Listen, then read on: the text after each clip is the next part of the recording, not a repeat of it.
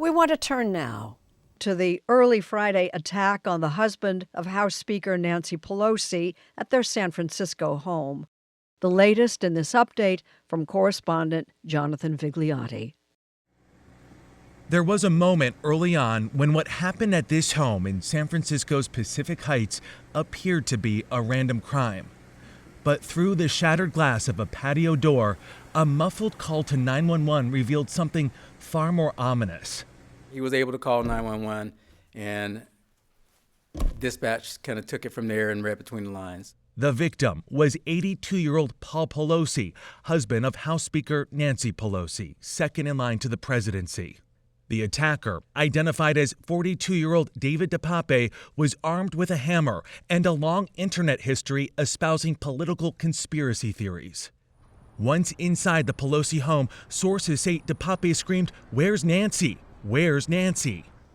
The House Speaker was traveling in Washington at the time with her security detail. Paul Pelosi, here alone, convinced DePape to let him use the bathroom, and that's when he called for help. He managed to hold off the attack until police arrived. Our officers observed Mr. Pelosi and the suspect both holding a hammer. The suspect pulled the hammer away from Mr. Pelosi and violently assaulted him with it.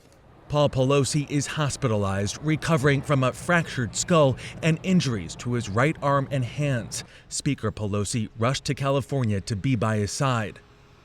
DePape also sustained injuries. He faces charges including attempted homicide. A CBS News review of his suspected social media posts revealed conspiracy theories of all kinds, myths about the Holocaust, and Democratic officials running child sex rings. The attack comes just days before the midterms, with airwaves filled with ads taking direct aim at the speaker. I'm going to Washington to stop the Pelosi agenda. This is despicable. President Biden and politicians on both sides of the aisle condemned the attack. Enough is enough is enough.